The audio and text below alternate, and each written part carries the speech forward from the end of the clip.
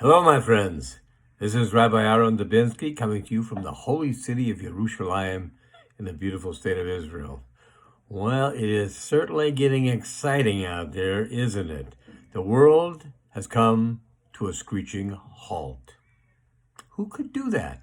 Who could make the world stop? No sporting events, no politics, all the things that we get embroiled in every day, all the things we think are so important every day, all of the things that we chase every day, our own golden idols, as we talked about the golden calf last week, our own golden calves. I don't care if it's football, basketball, baseball, theater, whatever it is that we chase as if they were something that we need to deify. Hopefully we don't go that far, but that is the way things sometimes turn out. Now, when I ask people to daven more, or I ask people to learn more, if you want your situation to get better, you need to learn more. Spend more time in your learning, spend more time in your davening. What do they say to me? Well, some say yes. And I wish they all said yes, because there's a good reason for all this. However, some say no. And I say, why not? I don't have the time. I don't have the time to learn. I don't have the time to daven. I don't have the time to spend with my wife and children, quality time that I would love to spend with them if I only had the time. If I had the time. You have 24 hours. I have 24 hours. We all have 24 hours in a day. It doesn't vary from person to person. The amount of time is whatever HaKadosh Baruch Hu gives to us. That's how much time we are allotted. How we use that time. Now that is up to us. How do we use the time? Well, a lot of time we use it for all the wrong things. So Hashem said, I'll tell you what I'll do. I'll make you a deal. I'm going to give you all the time you want in a day. You're going to have the whole day. Why? Because you can't go to work anymore. Or if you do, you're home, but mostly you're home with your family. So that gives you time with them. And you can take the time and you can do whatever you want to. You don't have to be someplace at 8 till 4. You can do whatever you need to do in whatever time you have available to you. You can learn more. You can daven more. You can spend more time with those precious people that you call your family that you up till now said you don't have the time to do. Is money tight? Yeah, money's tight. But there are things coming around to help take care of that. Will it totally alleviate the pain? No. There is no growth without pain. There has got to be something. Something has to happen to you. If you were in athletics, if you were someone who was running hurdles, there is pain involved in it, and the fact that you have to stretch your muscles sometimes beyond where they would normally stretch if you want to stand a chance of actually getting over the hurdles and making a good time. There's always pain involved. You want to go bodybuilding, you would have to have some pain. You'd be starting with smaller weights and bigger weights and bigger weights. At some point during this, you're going to find that there's pain involved in it, but you're growing and you're getting what you want. And Hashem wants us to have what we want. Why would he do something like this? Bring this horrible pandemic on the world? Well, sometimes we have to pay a price for what we've done in the past and what we're going to be able to do in the future. But the good thing about it is, we talked about this, that Hashem is a father. He's a parent like you and I are parents. And he has children, 7.5 billion of them. And they've been on a tear lately. They've been into all of what they're doing, making money, doing the things that they think are important to the exclusion of what he thinks is important. And that doesn't work for him. So he can do what only he can do. He could shut down the world for a while. Give you time to think. Give you time to be. Give you time to learn. Give you time to daven. Give you time to spend with your family. Because he's going to forgive us in the end. You know he does. Remember, we talked about this before, that the world of Torah is full of templates. It gives us how it's going to be then, and how it's going to be now, and how it's going to be in the future. It doesn't change. Hashem is eternal, and how he works is eternal. Now, last week, if you recall, with the golden calf, we had last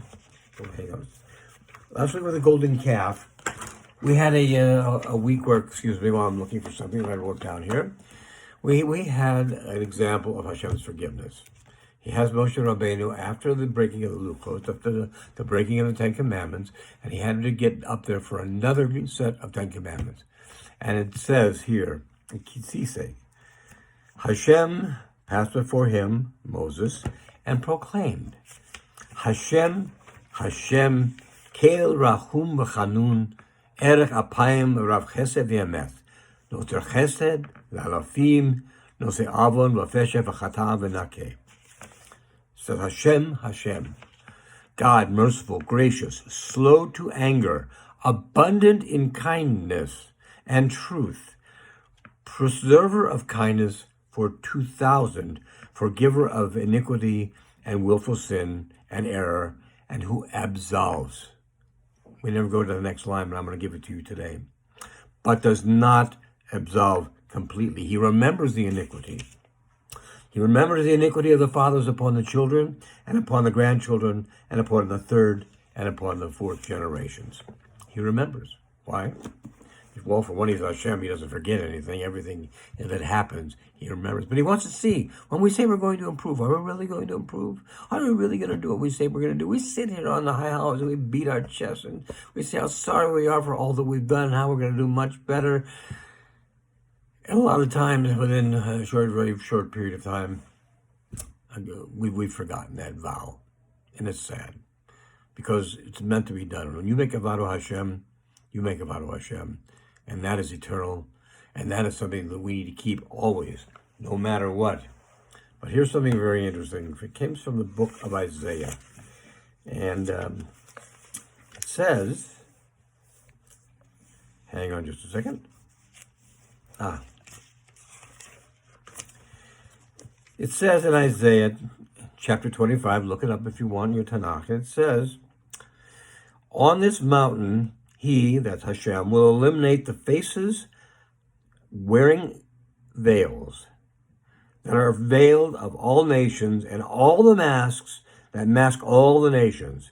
He will eliminate death forever, and my Lord Hashem will erase tears from all faces. He will remove the shame of his nation from upon the entire earth, for Hashem has spoken.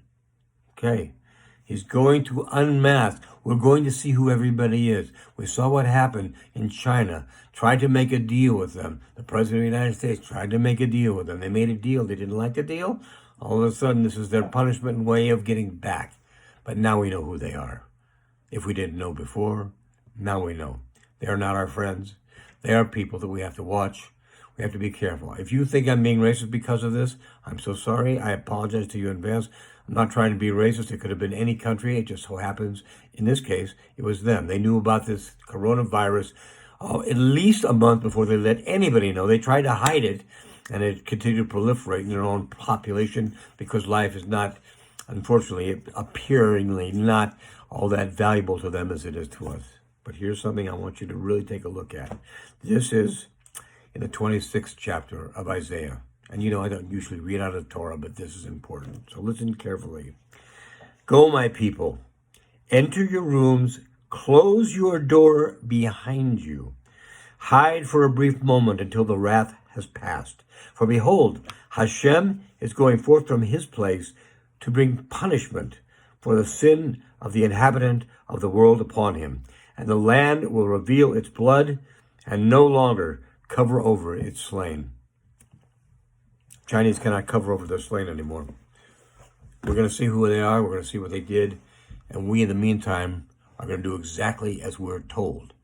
We're going to do what Hashem says. And a lot of people don't get the concept that in Torah we are told we must live under the laws, observing the laws. If they are not immoral and against Torah, we must observe the laws of the country in which we live.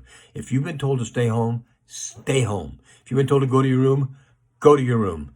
Do what you're told to do. This is not caused by humans. This was caused by Hashem to do what he needs to do in this earth and to get things prepared. And it's not going to be stopped by humans. It'll be stopped by Hashem. There are already cases where things have been invented or have been discovered which could bring this to a very short end. Let's hope that that's what the case is. It will end exactly at the time that Hashem says it should end, and not a second sooner. He will be in charge of bringing the cures, of the vaccines, of anything else that is necessary to stop this. He and He alone. So, my friends, remember, this is put here so that we can cleanse ourselves of the things we've done wrong in the past, and we can move forward. Now's the time for prayer. Now's the time for learning. Now's the time to appreciate all Hashem has given you in the way of your spouse, your children, your dear friends. This is the time, and He's given you a gift. Don't look at it as a punishment. Yes, it'll be tougher financially. Yes, there will be challenges, but we've overcome them before. We stick together, we help each other. And this is something we'll do again, now and in the future. So, my friends, for right now, be well, stay well, do what you're told to do. Let's bring this thing to a quick end, and let's move forward till we can do what we're put here to do to bring about the coming of Mashiach Tzidkenu and the building of the third Beit HaMikdash. Be well, my friends. Stay well. Have a great Shabbos, even if it's just a few of you. Still, the Shabbos is from Hashem. Enjoy it. It's a gift, and you need to be able to appreciate that gift. Be well. God bless.